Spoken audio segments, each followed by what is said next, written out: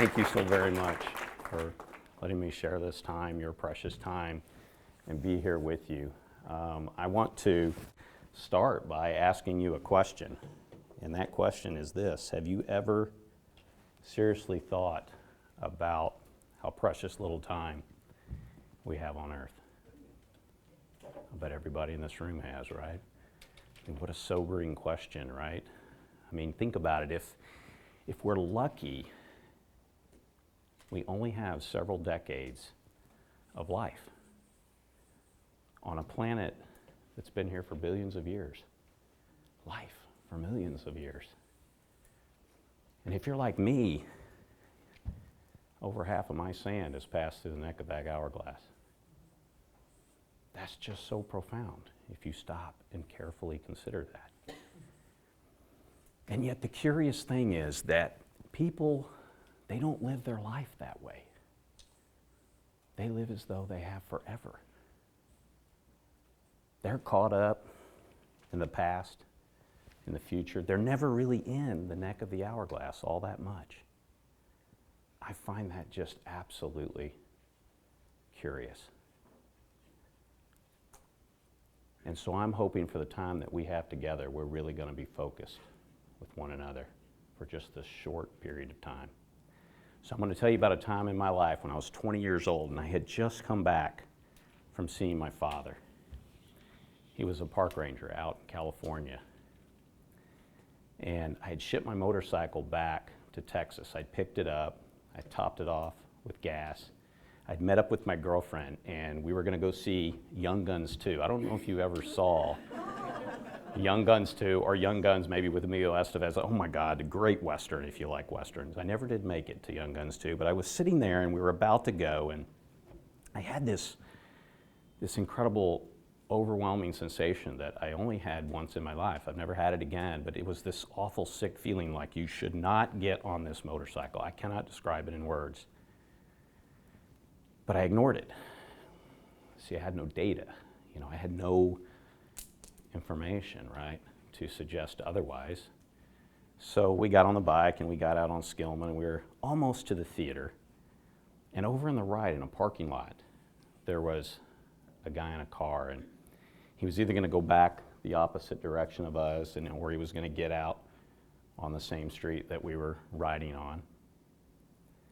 And I was riding, we were doing the speed limit, 45 miles an hour. And so I counted 1 second, 2 seconds, 3 seconds. He's still, right? And I had gotten off the throttle, so I'd probably gotten down, I don't know, maybe 40 miles an hour, right? So he sees me back on the throttle. Right as I get back on the throttle, he moves.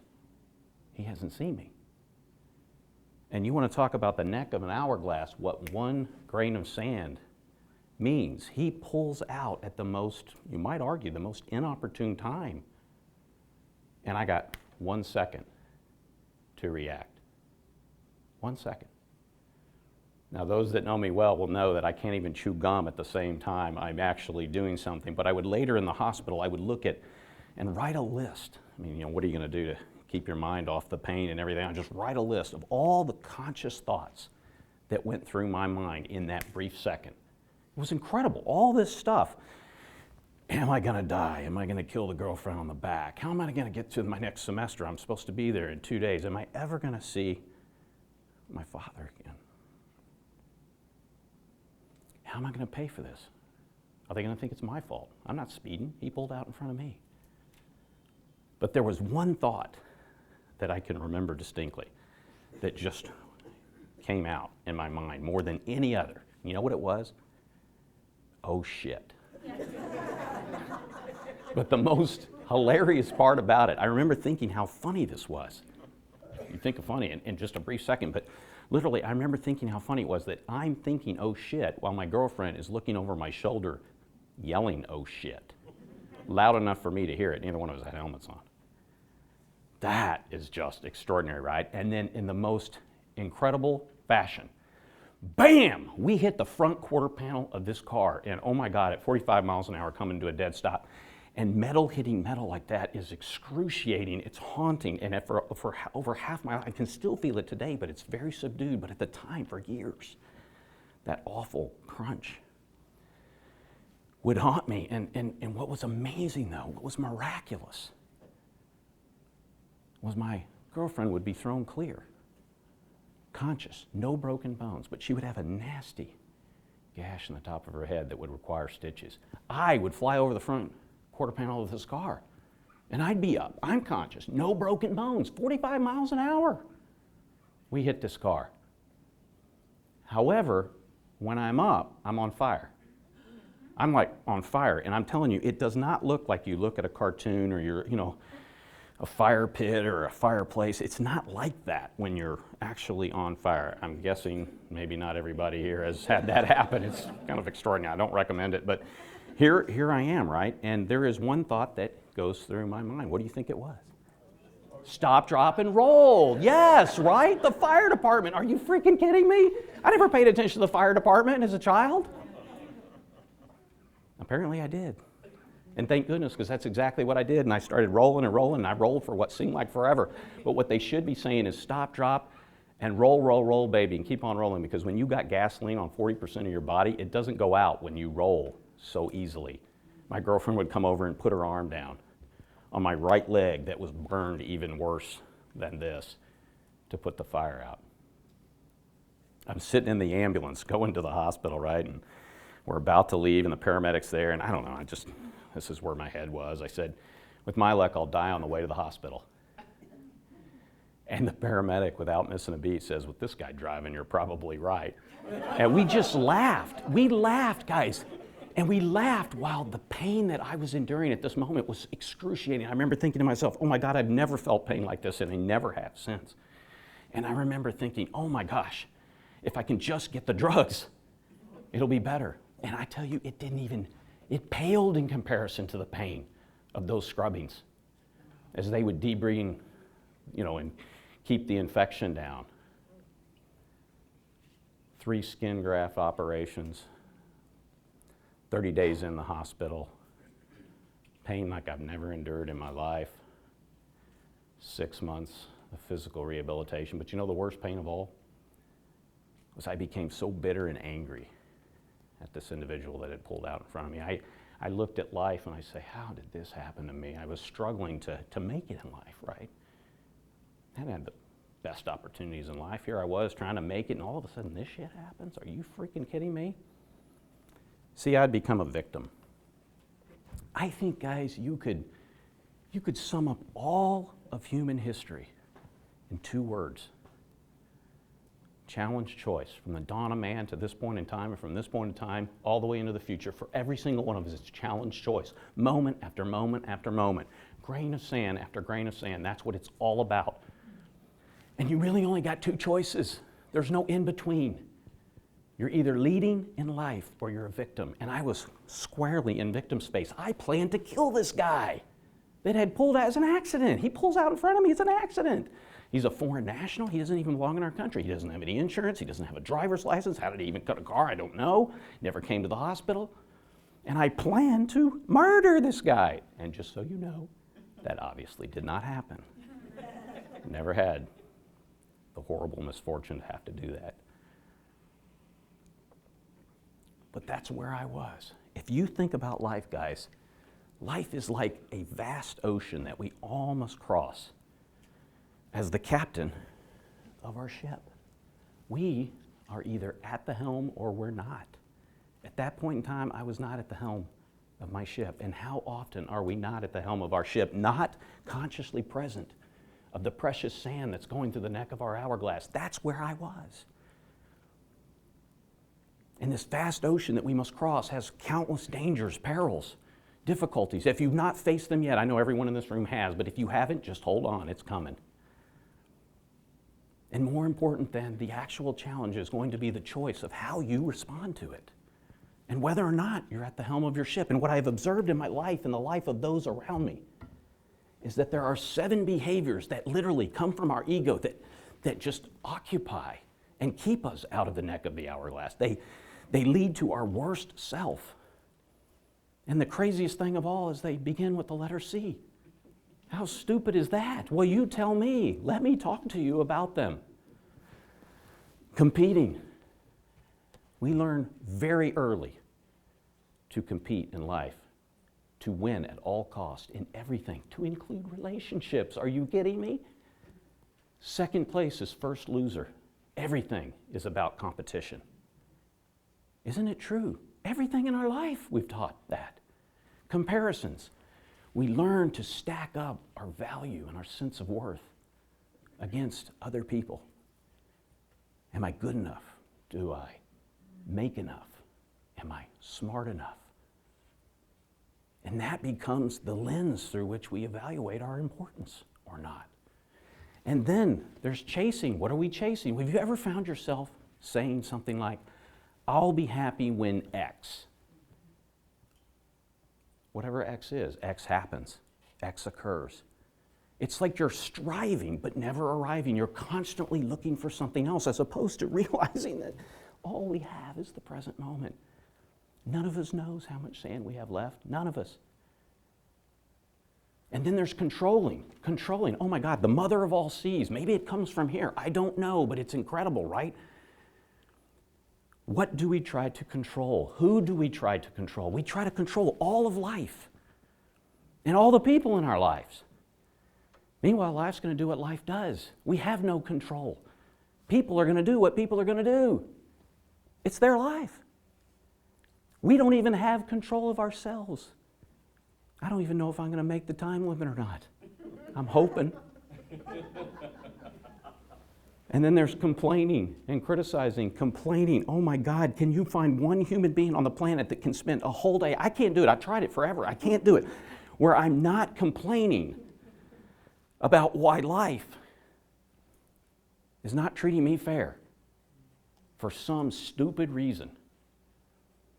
Or criticizing. Oh my God, criticizing. It's like, you know, we sit there as human beings and we're constantly judging and evaluating and you know, passing verdict on everyone else around us. Are you freaking kidding me? And on ourselves, no less. And then finally, clinging. What are we clinging to? We're clinging to the past. We're clinging to knowledge, to our worldview, our paradigms, the way we see it. We're clinging to others. We're clinging to our notion about what it means to live and to be happy. We've got to find a way, now that we have this important knowledge of the seas and we're going to see them in our lives, we have to be able to have something that's going to allow us to take hold of the helm of the ship. Because when we're caught up in the seas, we aren't at the helm of our ship. And I told you about stop, drop, and roll. Now I want to tell you about stop, drop, and be, a simple phrase that you can remind yourself and become habit with. When you see the seas operating in your life, just remember that. Stop, drop, and be. Stop, drop your anchor, and just be. Be present. You can focus on the breath. But get curious. Ask yourself the question, why? Why are these seas showing up in my life? And you will create space for yourself. You will create space to choose differently. Well, what am I going to choose? Well, that's up to you. It's your life. You're the captain of your ship. But I'm going to throw some things at you right now that I think are absolutely worthy of consideration, careful consideration. Instead of competing, why not be flexible and generous? Flexible, like the palm tree in the hurricane. Bend, don't be like the oak that gets ripped up. Generous, it's incredible to me how much we have to give to others that cost us nothing. Why would you not give it to them? One guy said to me one time, he said, well, Preston, they're not asking for it. Who cares? Give it to them anyway. If it costs you something, give it away. You're not taking it with you. Be grateful and content instead of comparing yourself to others. Assume the attitude of gratitude in all things. Write a gratitude list. Pull it out when you're feeling down. I swear to you, in 2 minutes, your life, everything will change. We have so much to be grateful for, more than kings and queens, most of us, 100 years ago. It's unbelievable if you stop and you take that perspective. And instead of chasing, why not simplify? What does that mean, simplify? Simplify your life. Focus on only that which is most important to you. Just live your life, your precious sand there. And instead of controlling, why not be accepting? Be accepting of life. I spent over 6 months, God, years, with futile resistance Not accepting that I'd been burned up in a motorcycle accident. Can you think? I mean, I wasted my sand.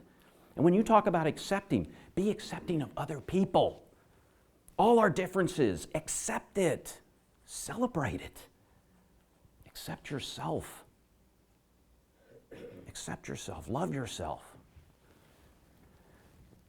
And then, instead of complaining, be positive. Be what positive psychology has shown us is the way to be in life for ourselves and for everyone around us, to be happy. Be playful. As a matter of fact, I want to introduce you to somebody. Dr. Tyson, would you come up here, sir, please? Thank you very much. Thank you very much, Dr. Tyson. Yes, Dr. Tyson. I love this guy, right? I love Dr. Tyson because he reminds me life is too short and too precious not to just stop and stop taking it so seriously. Stop taking everyone and everything and yourself so darn seriously. To be kind, to be compassionate instead of criticizing everyone around us. Be kind, be compassionate. Think of the most difficult individual you've ever had to be around. If you really knew their whole life story, everything that had brought them to that point in time, wouldn't you be gentler, kinder, more compassionate towards them? I've rarely found someone that disagrees with that. And one guy said to me then, he said, well, that's ridiculous. I can't possibly know everyone's story around me. I said, that's true, but you just raised your hand and said you'd be gentler anyway if you did, so why not start there as a default position? Makes logical sense to me. Treat everyone with kindness and compassion. And instead of clinging, why not just let go? Let go of it all. Let go of everything. Let go of the seas. Choose the behaviors that are born of love. Here it is. This is what it's all about, guys. Born of love. Guys are in the room thinking, he just told me the love word. Yeah, that's exactly it. It's brotherly, sisterly love. If we are not here to make life easier for one another, what in the hell are we here for? Seriously, right? You want to make every grain of sand count. Please do. Sail the 7 seas. Your bridge between past and future. Your bridge to the neck of the hourglass, to the present moment, to every grain of sand mattering. Make it the bridge to your best self, your authentic self, your most effective. Make it your bridge to now-centered leadership. Be a leader in life. Don't be a victim anymore. You don't have to be. It's your choice moment to moment. I want to tell you, full circle, a little bit more about the story when I was in the hospital. My dad quit his job. He came out to see his son. And a couple days in, he gave me this keychain. And I've been carrying that keychain in my pocket for over half my life. And this is what it said on it. Things will turn out all right. Can't see it anymore. There's a couple little indentations there. But imagine a boy's father comes to see his son all burned up in the burn unit. And he loves him to death. And his boy loves him too.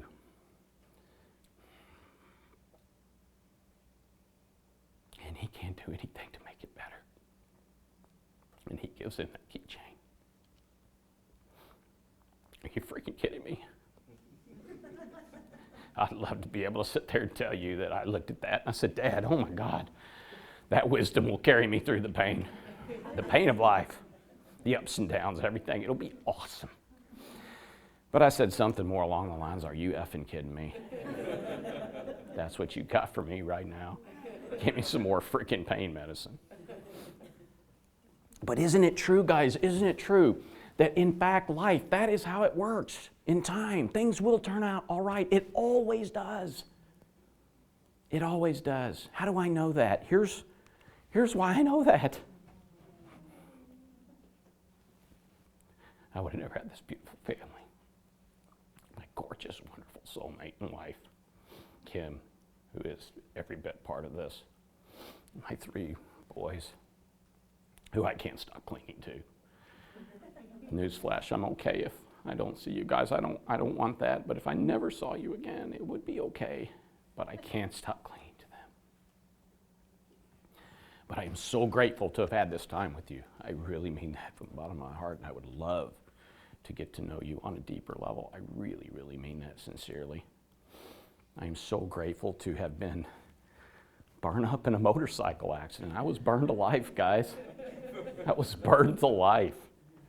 My sand did not stop there. I don't know when it's going to stop. But I encourage you to live every single moment to its fullest. And I want to say thank you from the bottom of my heart. Thank you.